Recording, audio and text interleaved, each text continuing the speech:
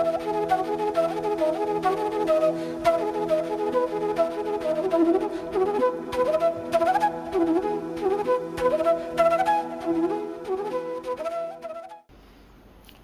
afternoon. Welcome to EduSet Network. Friend, as you know, we are having discussion on Gandhiji views on different aspects of life, and today we will talk about one of the very important aspect and which was very close to the Gandhi, that is ethics, self, and society. Gandhiji has not only talked about these things but also practiced in his life. So we'll try to understand this in a new perspectives and try to look at in a present context. And for discussion on this very topic, we have in the studio Dr. Ravi Ranjan. He teaches political science at Zakir Hussain College, University of Delhi, and he also doing research on this very topic. So on your behalf, I welcome Dr. Ravi Ranjan for the EduSet lecture on this very topic. Welcome, sir. Thank you, EduSet, for inviting me to talk about Gandhi, and particularly today when the entire public life is affected by corruption and so many issues, which is not only affecting the individual relationship with the other individual, but it's also affecting the individual's relationship with the social system as a whole. So there is a need to understand Gandhi's notion on ethics, on public life, and how these ethics are important, not only for the individual governance of oneself but also for the governance of the society.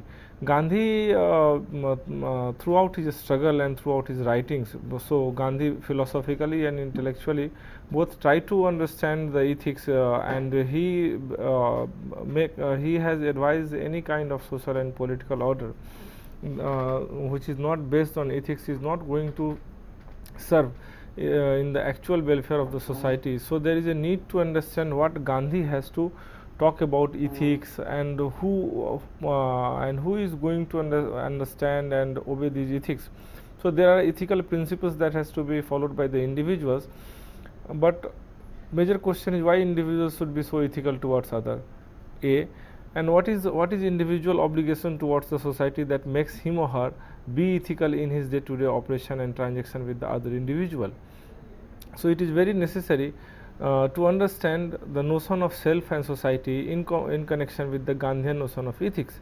So how self has been constructed, the idea of self, and how the self has been philosophically constructed in different intellectual discourses. For instance, discourse of Western discourse, or we can say Occidental discourse, is talking about a self which the identity constructed by the social conditions and his own requirement. And if, there is a different kind of social self has been created through the idea of social contract. If we go through the 17th, 18th century political developments in Great Britain and other parts of the world, which is talking about the contractual social relation based on the social contract or individual contract, which was emphasized in the writing of Thomas Hobbes, John Locke, and Rousseau. So what is the problem? Why ethics is so important in 21st century when we are talking about science, when we are talking about management, when we are talking about technocracy, bureaucracy, then why ethics is becoming more important in 21st century, particularly after 45 years of having 60 years of having independent rule. Why not only in India, I am just talking about throughout the world, why we do need to have ethics.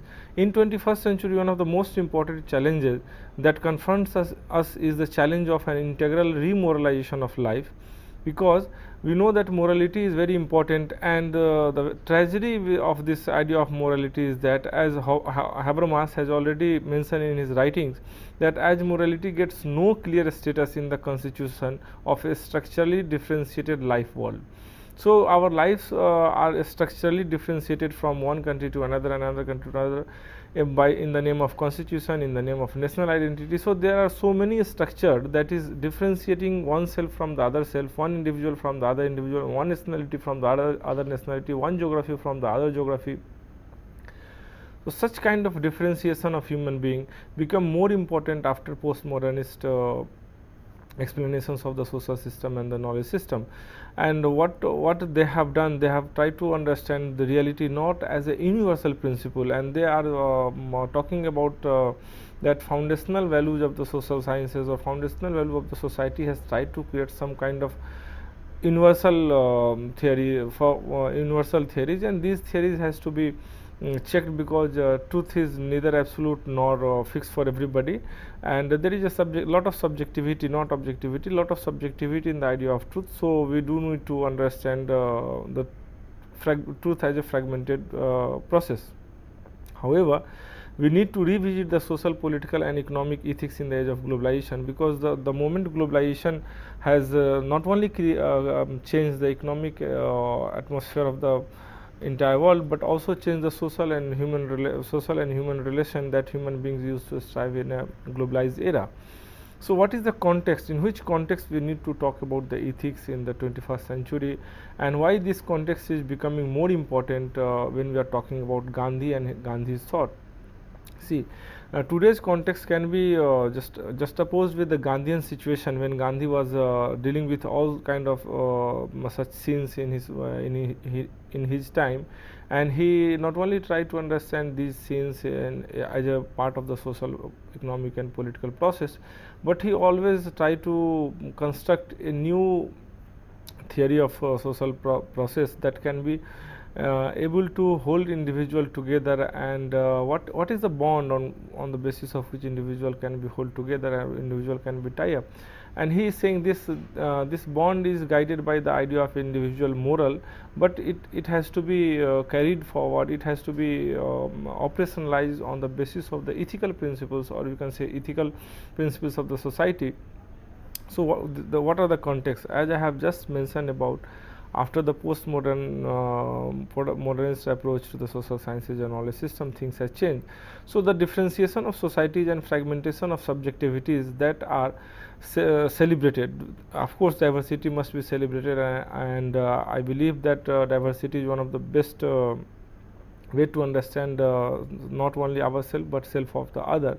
So with the postmodern entry, one major development has taken place, that we try to understand the subjectivity that is and to understand the social reality.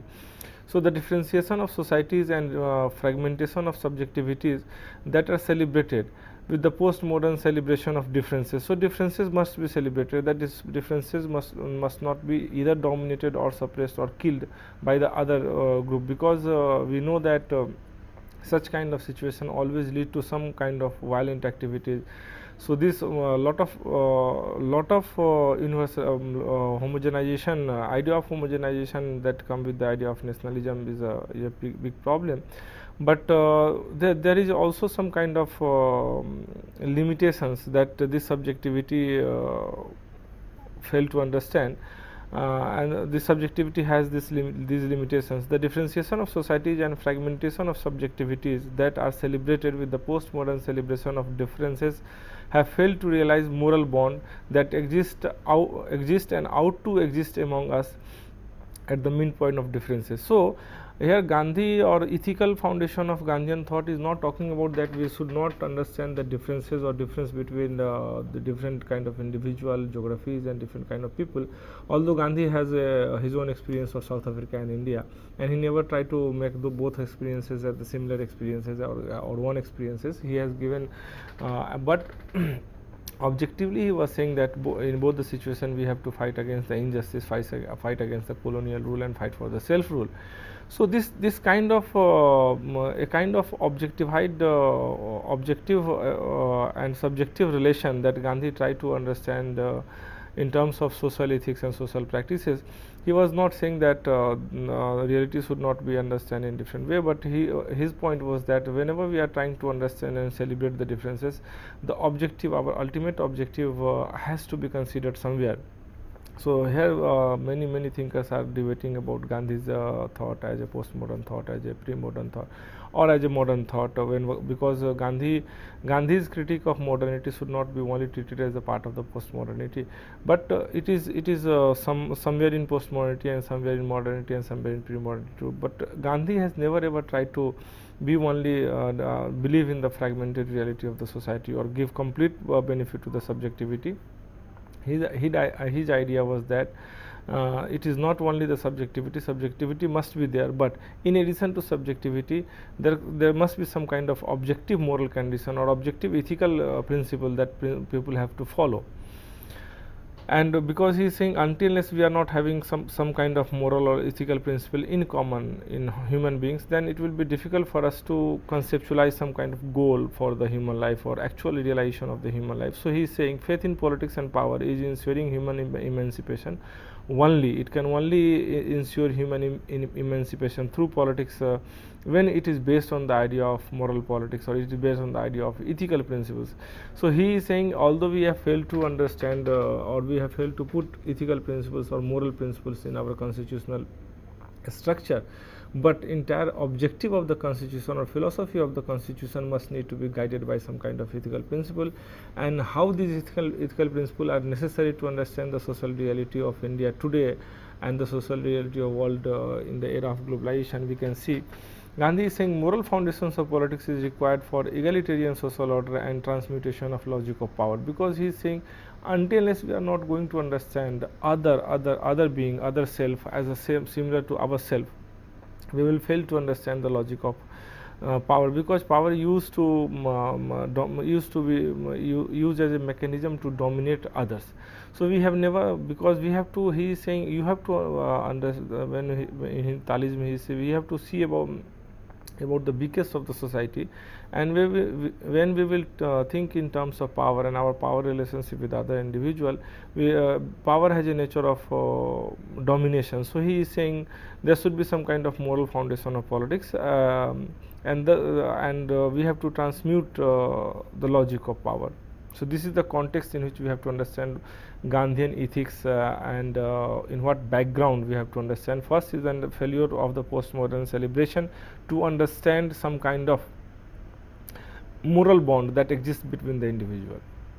So we can't say that we our relationship is purely contractual relation. Primarily our relationships are the moral relation, and secondary our relationships are the contractual relation, that one has to understand. And power or institutional setup can only help in emancipation of human beings if it is based on the idea of moral foundation of politics. So what is the crisis today? How the crisis can be understood? So Gandhi explained that this crisis, the crisis of the society, can be understood when from the ethical point of view, because social organizations and social institutions are working for their own interest, and individuals are part of some kind of social organization or some kind of social institution. But how these interests can be a common interest or can be helpful to the larger masses of the society? So Gandhi says there are 7 sins that one can see in the society, and these 7 sins are basically an obstruction to the integral humanism. And what is those 7 sins? And we can call these 7 sins as the ethical crisis of today. First is the politics without principles, that there is no principle in the politics and political operations. We are seeing lot of corruption and violence in the politics. Second is wealth without work, means the concentration of wealth with few and marginalization of many. Third is commerce without morality. There is a transaction between A and B, but the principles are based on the principle of theft or principle of fraud. So he is trying that there should be some kind of transaction between the human being. Even the material transaction has to be guided by some kind of moral consideration. And we have to understand, I am using both the words synonymously, ethics and moral, but I have to make it clear that when I am talking about moral, it is more concerned about the individual and individual behavior, and when I am using the term ethical, it has some connotation with the social responsibility or social principle. So this explanation has to be contextualized in the differentiation between ethics and moral, that moral is more individual centric, but ethics is a basic principle on the basis of which society need to be run, need to be understood, and social operations need to be analyzed. So third sin he is talking about, whenever there is a commerce, there is a transaction of material benefit between the 2 individual or 2 nation or 2 company or 2 organization, it needs to be guided by the idea of morality. So now in many syllabi of undergraduate and postgraduate courses, we are teaching a course called ethics and social responsibility, or social responsibility of the corporate houses. So this kind of thing now we are thinking, but long before Gandhi has already talked about any commercial transaction without morality is a sin. Fourth scene, he is talking about knowledge without character.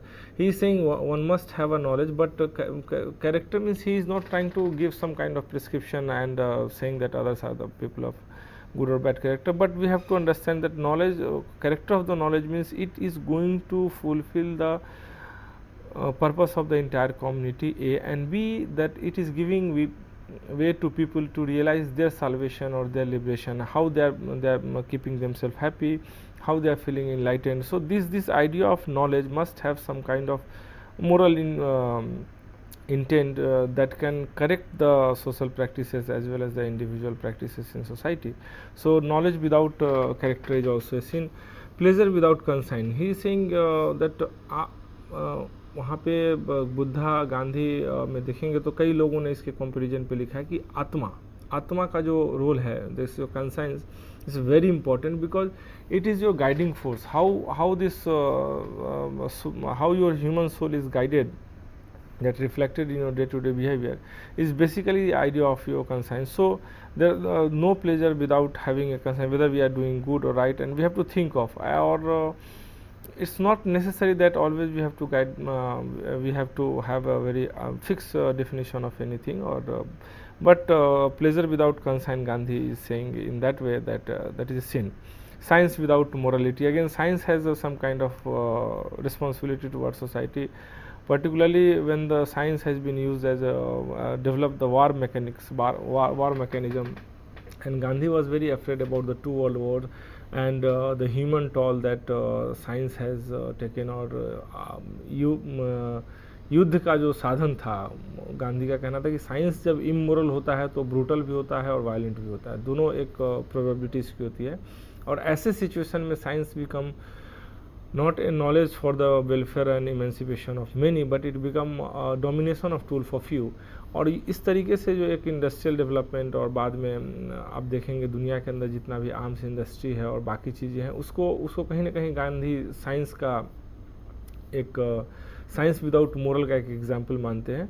And last, Gandhi was a very religious person, religious in not in terms of only sectarian religions or sect, but his idea of religion was actually what Kant has defined as a pure, in his metaphysics of morals, that idea of pure reasoning. So his notion of religion was also based on some kind of emancipatory principles, and it is not conventionally the sectarian religion. So he said that worship without sacrifice, and here sacrifice is not the sacrifice that we used to do in temples, and जो धर्मांधता है जिसके कारण हम बलिदान देते हैं, that is not the sacrifice of Gandhian ethics. So it should not be misunderstood as a sacrifice, but Gandhian sacrifice means we have to have a self-regulation or self-restraint or self-control towards other, that social resources or natural resources has to be equally or has to be used by other also, and that's why he is saying, because this sacrifice, the role of the sacrifice and worship without sacrifice, here Gandhi is saying where our needs should not be converted into greed, because we used to, and that's why he is calling, he is talking for worshipping the nature and assimilation of humankind and nature human interaction, and he has tried a lot that Western science and Western modernity has not only exploited the nature, but somehow the worship of nature is going away, and we are exploiting the nature, thinking that we have a right to natural resources and we can exploit, without thinking that A, it has something to do with the future generation of the society, of every society, and B, that nature has to be used by everybody and everybody equally. So this kind of situation, Gandhi is saying that one has to sacrifice, means one has to sacrifice his unnecessary greed, and sacrifice his greed and wants, because he is saying that nature is there and we have to worship is to fulfill our requirements, day-to-day requirement that we are taking from the nature.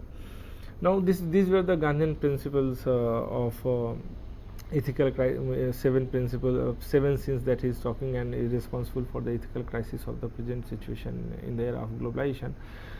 But Gandhi also has a critique to the political order, and this how he is thinking that even we are talking about the democracy and democratic culture today, and I am sure that CEC organizing tomorrow's lecture on the idea of Gandhi's democratic culture. But before that, we have to understand why Gandhi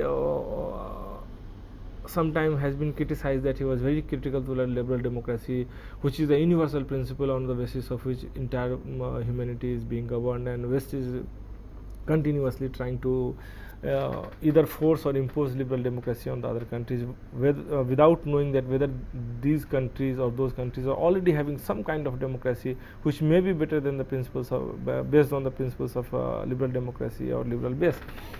So Gandhi is saying the foundational values of democracy need to be criticized, need to be revisited, and foundational values of democracy are concepts of freedom, rights, and responsibility. But Gandhi's critique of liberal democracy raises other issues as well. He criticized it for being individualistic in the sense of stressing rights rather than duties, and self-interest rather than altruism, and materialistic in sense of being concerned solely with the deriving its moral legitimacy from its ability to promote the material interest of the citizen.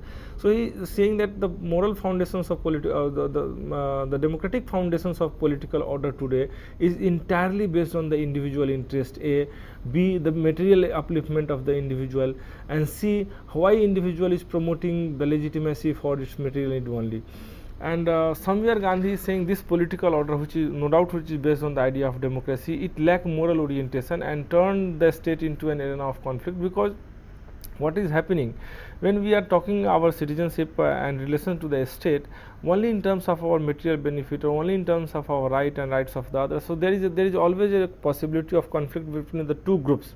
And we often used to come across in newspaper and other media reports that there is always a conflict on the ownership and ownership of the natural resources, use of the natural resources, or even in terms of multinational where government is leasing coal fields and other things. So we are seeing that abuse of the natural resources. So we have to understand this kind of individualistic nature of the social order. So Gandhi is saying that the entire political and social order, although it is based on the idea of democracy, but it has some kind of limitation, and these limitations can only be understand if we if we understand what is the left out in this democratic political order.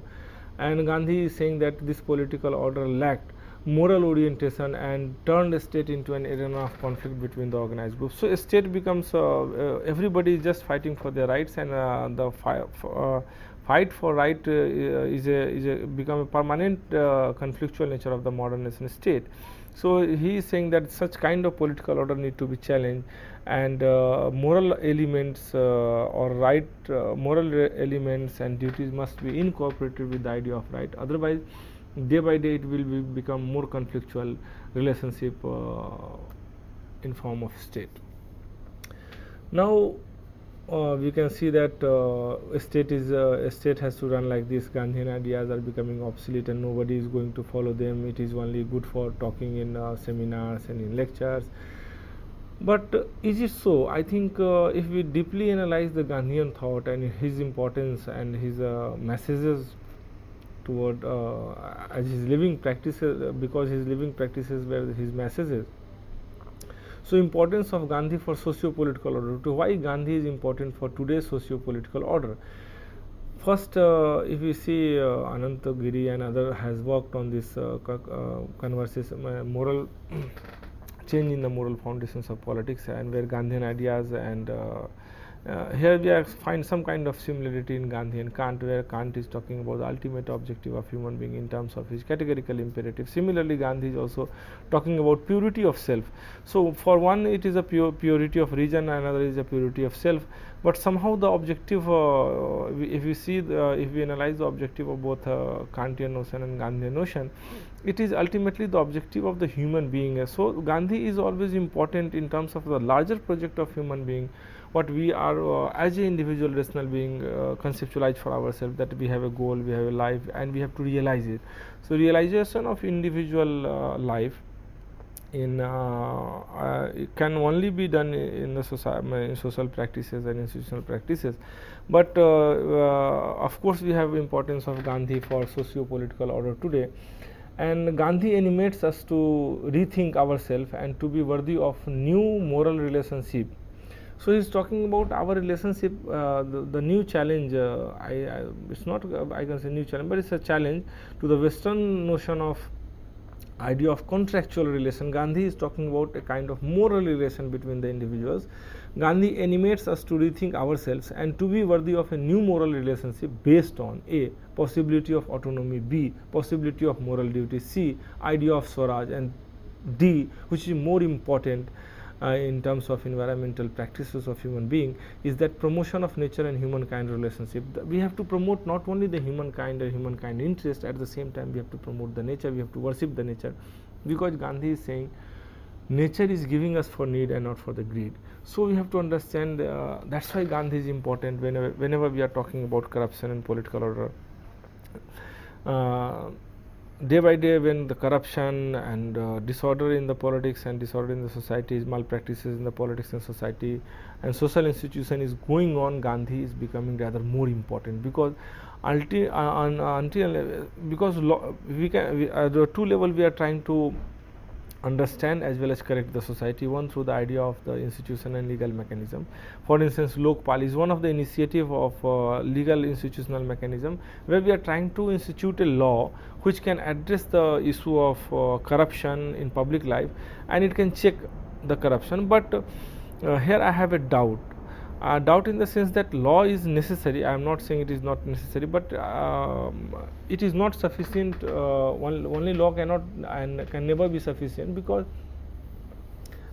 it is the moral conscience of the individual which is guiding the law. If, for instance, there is a law and I am ready to be disobedient towards the law, or I have no faith in the law and I am thinking that my day-to-day life has not been taken care by the law, my neighbor is not behaving with me, and ultimately without caring about the law, and I become very hostile to and very antagonistic to my neighbor. So in this situation, but Gandhi is saying that it is not only law, but it is the idea of moral duty towards other, where not the language of right, but somewhere language of duty can make ensure that our relationship with the other individual being is guided by the idea of moral. So that's why morality was very important for Gandhi. And even today, when we are talking about our relationship, see, most of the time we fail to understand other need and other requirement, and we are just concentrating on ourselves, and that is called individualism, or when it comes into the operation in relation to the market and society, we call it consumerism. But it has some kind of limit to this kind of thinking, and that's why Gandhi animates us to rethink ourselves and to be worthy of a new moral relationship based on the idea of possibility of autonomy of individual or human being, and moral duty towards other. And this is Swaraj, how we are thinking of making institutional arrangements, so that these institutional arrangement can be based on the idea of ethical principles, and how we can promote the human nature interaction in the society. So to enjoy this autonomy and idea of moral duty and moral self and the possibility of nature and human interaction, we need to understand how Gandhi has conceptualized the idea of self and its other, because whenever we are talking about identity, modern identity, self is the construction of self, and how self has been constructed need to be understood in clear-cut terms. So when Gandhi is talking about the idea of self, there are different ways to understand self. Entire West has tried to understand self and identity as a matter of interest, and this interest, the liberal theorists are saying that very much contradictory in terms of others' interest, and so we have tried to reconciliate different kind of contradicting interest to generate a institution called larger institution, or the grand institution called the state.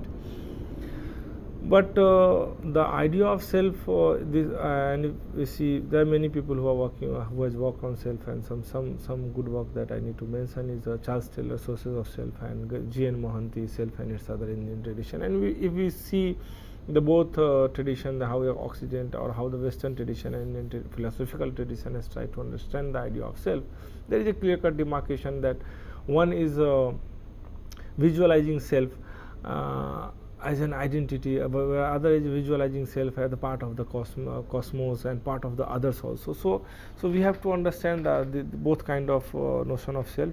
One self is purely guided by or purely identified by his or her interest. Other self is purely guided by his or her duties towards other. So this kind of interconnectedness that we can find in that self and its other. So how Gandhi has tried to understand the idea of self, autonomy and moral duty of oneself towards other self. So Gandhi's theory of autonomy has an analogous with the modern language of rights, but it moves beyond the language to wonder about the moral responsibility. So one Western self, which is talking about the individual and his or her interest, is solely guided by the idea of right, and that's why to procure and to save our interest, particularly in terms of material needs, we have conceptualized the idea of rights, natural rights. But Gandhi is saying, of course, we need to have a language of rights or idea of right or institution to have respect our rights. But at the same time, rights are not an end in themselves. They can be means, but they are not in themselves. And he is saying the language, the right language has need to be understand in cooperation with the or in collaboration with the language of responsibility. That what kind of responsibility that we have been entrusted by the nature, and this responsibility is not the responsibility, my responsibility toward myself and towards nature, but also my responsibility towards my surrounding, which include other human being, other social being, and how I have to take care of them. So it is very important when Gandhi is talking about some kind of ethical principles. These ethical principles are rooted in the idea of care of others, in the idea of worshipping the nature. So Gandhi's theory of autonomy has the language of right as well as the language of moral responsibility. He is saying there is a interconnectedness of individuals and the social duties. He is saying if I am doing some kind of social duties, my social duties are very much connected with my personhood. The interconnectedness of individuals and the social duties that persons have to the most vulnerable members of the society. Gandhi insists on promoting the dignity of individuals. It is important to pay attention to their surroundings. That is not good enough to teach people about morality and personal responsibility if their lives are characterized by domination, humiliation and deprivation. So if we try to understand other human being or other self, it is not always that we have to understand others in terms of language of power, because Gandhi is saying that transmutation of language or logic of power actually allow us to cross the barrier of domination, humiliation and deprivation, because this kind of relationship, the dominating relationship with oneself of other self, humiliating relationship and the deprivation from other self from the social system, or deprivation of recognition or material requirement or my material subsistence requirement, it is going to create one self versus another self, means one will have to fight another with the fulfillment of his or her rights. But Gandhi is saying this idea of self is not there actually what ethical principles of the society are saying about, but these the idea of self which can be incorporated and should be incorporated with the self idea of self and its other must be based on some kind of ethics, and this ethics has to be equally followed by both the self or self A and self B or larger at the level of larger society. So and what we have to do, we have to take care of about those who we are finding the most deprived in the society, and we have never ever tried to generate some kind of domination, humiliation or deprivation through our action towards other self. So self has must have some kind of relationship based on the idea of mutual respect and open spaces for mutual respect, but it should never be dominated by the idea of humiliation and degradation, but rather than it should be guided by the idea of human dignity and human esteem and self autonomy as well as rights of the other. So this is the self and other, because I said that there is a relationship between moral and ethical, and moral is all individual property, where I am talking about the idea of self, and ethics is all about the social properties that individual is sharing with the other individuals. So to understand the Gandhian notion of ethics in public order, we have to understand the relationship between ethics, self, and society. So self and its other is how constructed by West and how constructed by the Gandhian notion has a difference, and that difference that I was trying to explain. So what kind of exact now when Gandhi is going slightly away from the Western notion of individual identity, which is based on the idea of right, which is based on the idea of interest, which is based on the idea of social contract. So Gandhi is saying actually the individual identity or identity of the self is guided or based on the idea of ethical spiritual identity of human being. So when he is talking about ethical and spiritual identity of idea of human being or human self, he is we have to remember that here spiritual, I am not using a spiritual in terms of religion or sectarian religious practices alone. I am talking about spiritual means a way of salvation for others or a way of salvation together. So Gandhi urges us to understand the integral link between moral commitment and of the development of individual, and he is saying even our art must aid in our moral and spiritual elevation. So he is saying not only development, arts, aesthetics, everything has to work in such a way that it can try to elevate the moral or spiritual elevation of human being.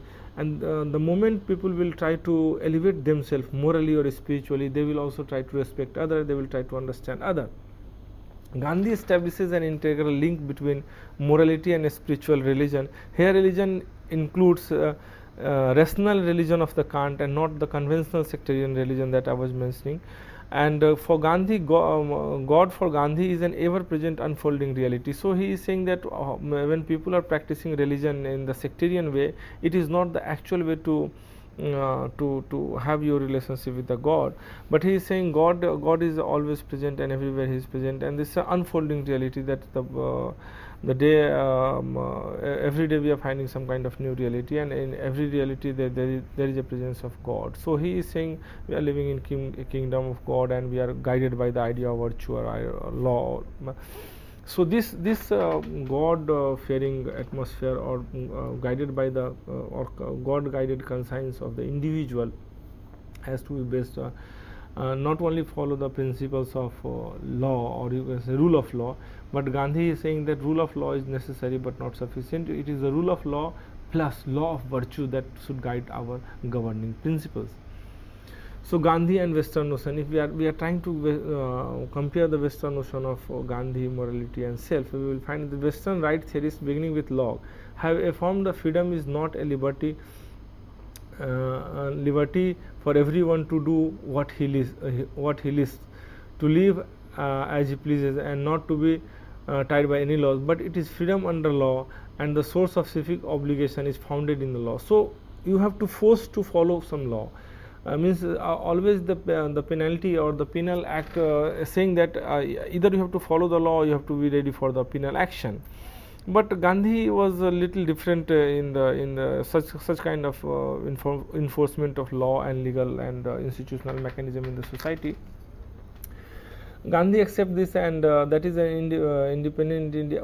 He is saying that obedience should not be come from the fear of penalty, that we are obeying law because we are fearful of being punished or being charged by the legal authorities or police or some legal mechanism which is forcing us to. So here in Western sense, where the contract is more important, because we are contracting with individual as well as with the state, and this contract is giving us a duty that we are supposed to follow, we have to follow the state law or law enacted by the government of India, in a state government of different kind of state, different states in India. But Gandhi is saying that this kind of obedience should not come in individual either through the means of force or through the means of fear. When force and fear are dominating and for asking us to obey the rules, we will always obey the rule till we have a fear and we have a force. The moment there will be no force and no fear, the society will become more chaotic. So Gandhi is saying that when our interests are guided by we are just following the law till a point where our interest is being served.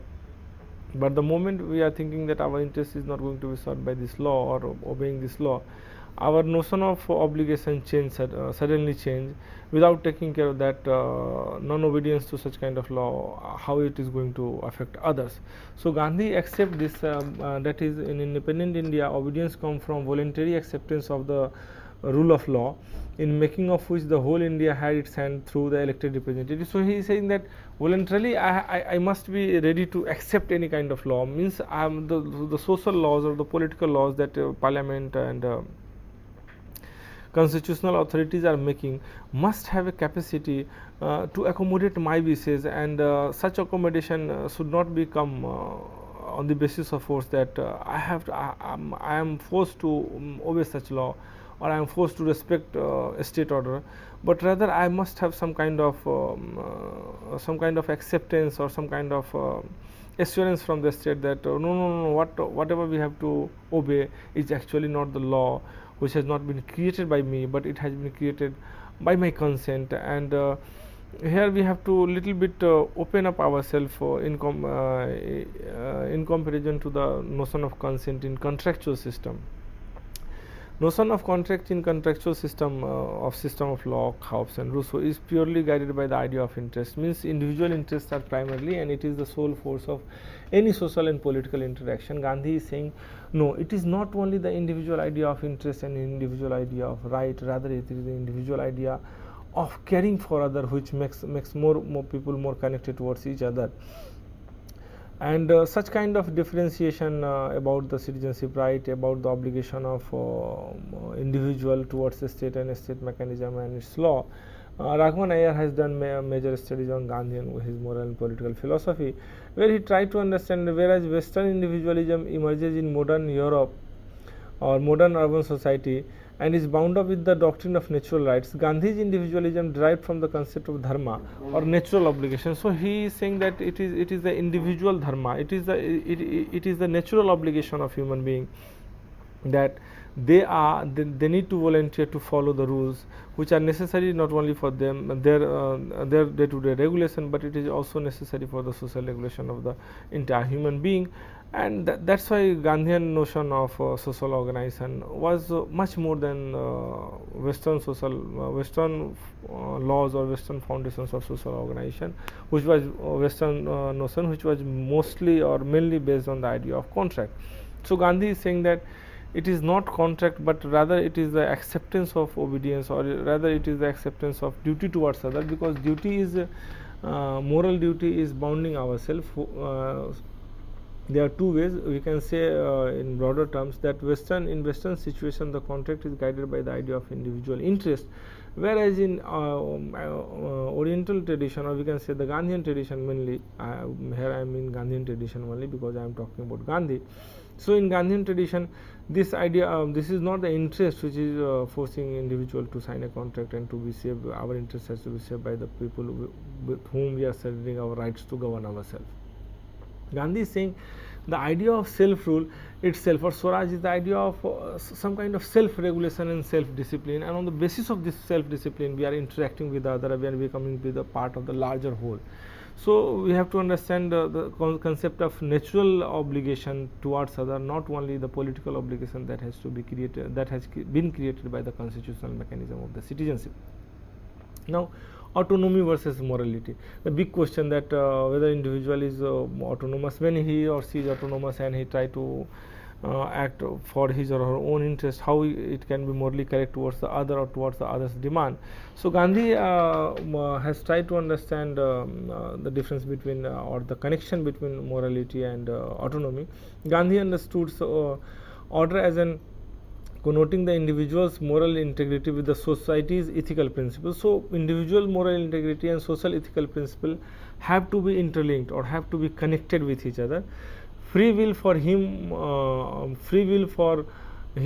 oblique her freedom is freedom of the rational self. So he is coming with the idea of rational self, morality is not a matter of outward conformity but of inward fulfillment. He is saying it is not that the outside condition which is forcing me to be moral, but it is my inward fulfillment, that when I am realizing that I am a human being, and my human life realization can only come through the care of others. When I have decided that I have to take care of others, I have to take care of the world of the society and my duty towards other, and that's why this idea of inward fulfillment gives us the idea of why we are respecting elder people in the society. We are not respecting elder people in the society under some kind of fear or pressure or law. There is no such law that is saying that you have to do namaste to your neighbor who is older than you or who is a senior citizen.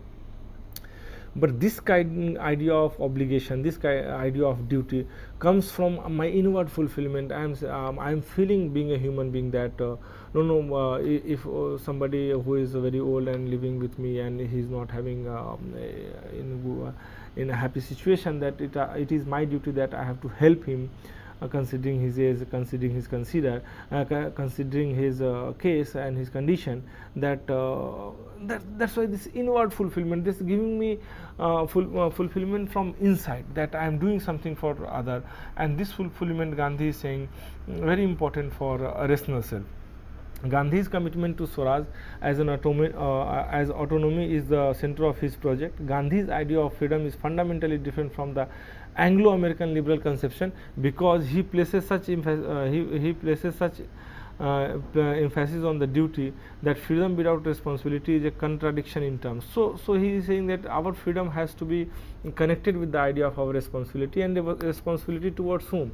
It is not only responsibility towards ourselves or our care, but it is basically the responsibility towards other. And this responsibility has, if everybody is thinking about this responsibility, then we are coming with a bigger responsibility of everybody, and this bigger responsibility can be designed in form of ethical principles or ethical foundations of the social relationship. Moral duty. Why Gandhi is saying that there is a moral duty of every individual? Because he is saying this moral duty is basically try to establish some kind of human relationship, and he is saying that moral duty is basically the enduring human relationship. Means your human relationship with the other human being is enduring. Moral laws have autonomous existence in our society. So he is saying that moral law, it is not the law of one that he is feeling good or she is feeling good, but it is basically moral law are always there in the society. Gandhi tells us that morality dwells in our heart. Even a man practicing immorality would admit that he has been immoral. A wrong can never be right.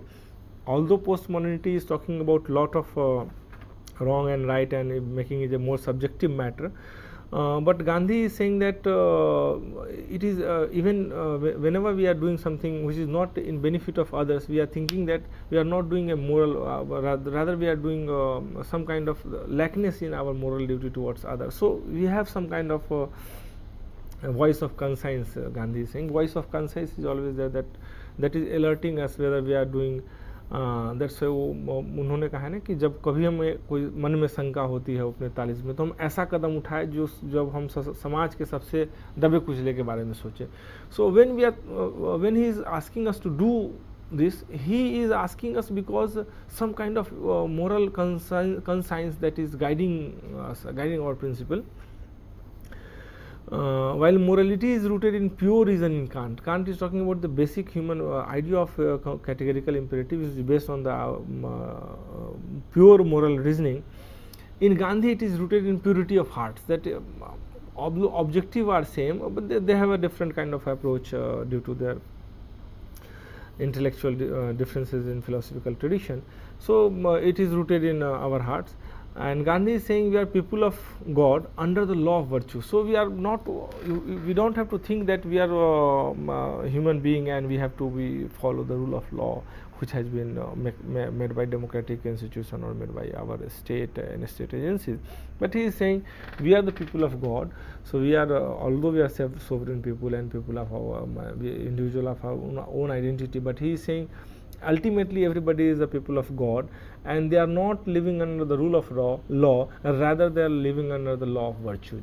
And this law of virtue, Ellen Wood has done a study on Gandhian moral and Kantian moral, and he is coming with this idea of Gandhi's, that Gandhi is saying that we are the people of God, and living under the law of virtue. So here we are thinking that when we are talking ethical principle or ethical foundations in the public life, we are not talking only about the rule of law. We are going one step beyond rule of law and saying that it is rule of law plus rule of virtue. So if the rule of law and rule of virtue has to be incorporated when we are making some kind of legislation, many people can think that no, there will be a contradiction between rule of law, because rule of law is mostly guided by the idea of democracy, where participation of everyone is concerned, and how we can conceptualize or constitutionalize exactly the rule of virtue. Here Gandhi is saying that whenever we are understanding our moral duty towards others, then we will be able to make a framework for the rule of virtue, and that rule of virtue can be incorporated in the rule of law, or rule of law can be guided by the idea. So now come to the third principle of Gandhian moral order, and this is Swaraj. Gandhi explained his idea of Swaraj carefully. The root of meaning of Swaraj is self-rule. Swaraj may therefore be rendered as a discipline role from within, and independence has no such limitations. So Gandhi is trying to understand the idea of Swaraj.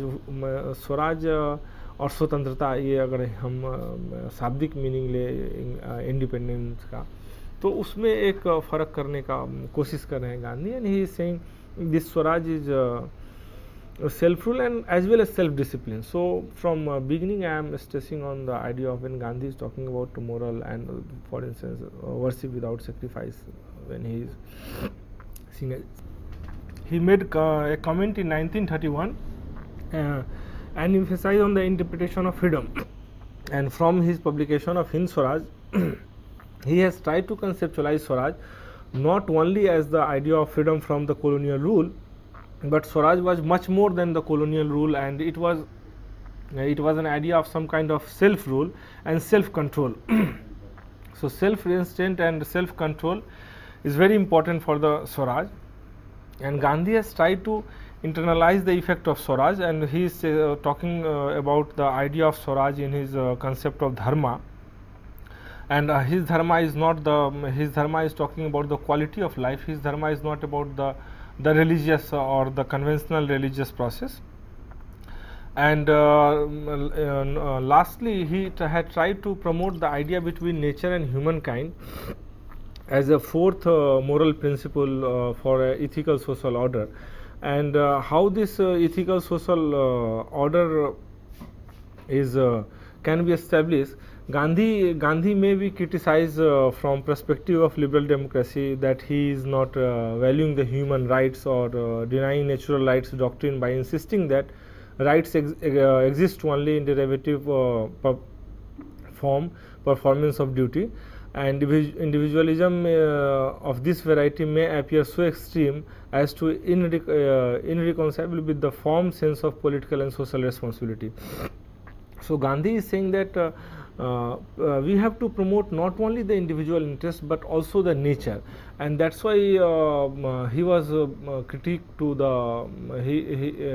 he was critiquing the modern civilization based on the idea of Western modality or Western industrial system. The dimension of sociality and responsibility are missing when the right defines the self-esteem. So when he is saying that when we are interacting with nature as a self, and we are trying to extract our self rights from the nature or from the institution, we forget that the similar rights has also to be enjoyed by the others. So we have to take only, we have to be self-regulating regarding our use of our nature.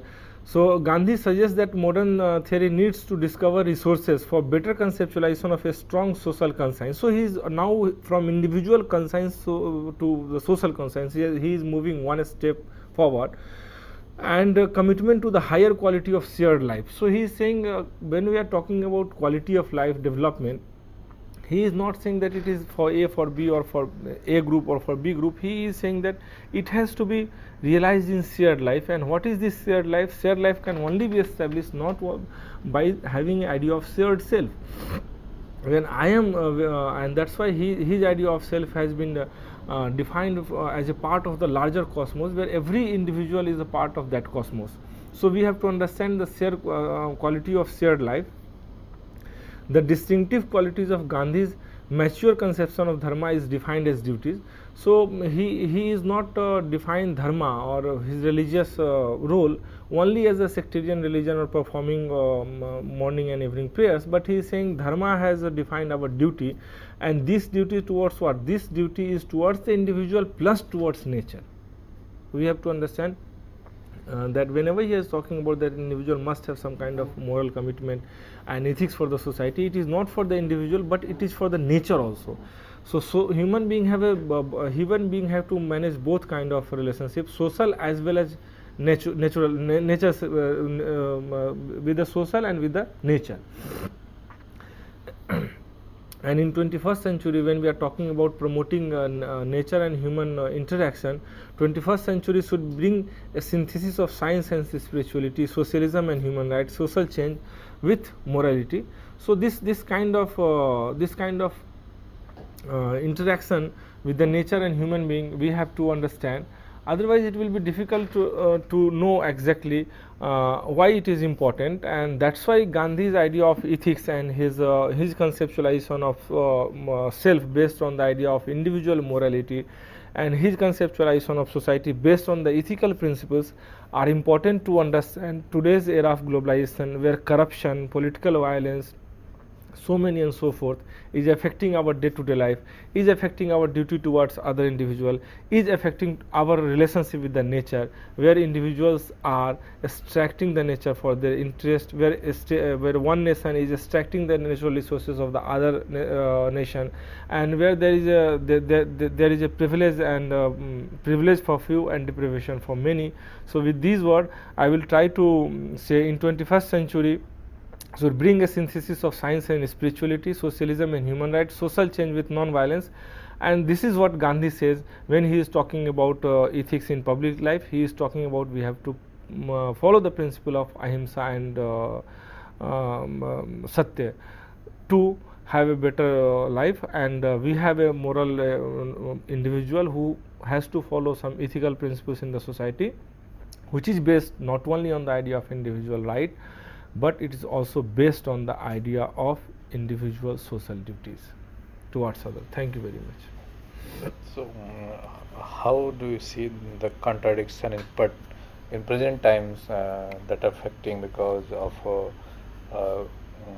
globalization? Will it be a kind of national ethics, or the ethics of individual will contradict each other, or will have a different kind of impact on the society and individuals? No, Gandhi is saying there is no contradiction in ethics. Even if we see the writings of Immanuel Kant, Mahatma Gandhi, all of them are saying that there are certain universal moral principles that individual have to follow it. There is no contradiction, only came when individual relationship in the form of a state, in the form of nation, is guided by the contract, and these contracts are based on the idea of a state and our interest. So he is saying when the moment we are not talking about only our interest but the interest of other, we will be guided by not only the idea of right but also by the idea of duty. Okay. So well friends, with this we conclude the lecture. I thank all of you for watching the lecture. On our behalf, I thank Dr. Raviranjan for giving such an insightful lecture on Gandhi, ethics in public life. Thank you very much. Thank you.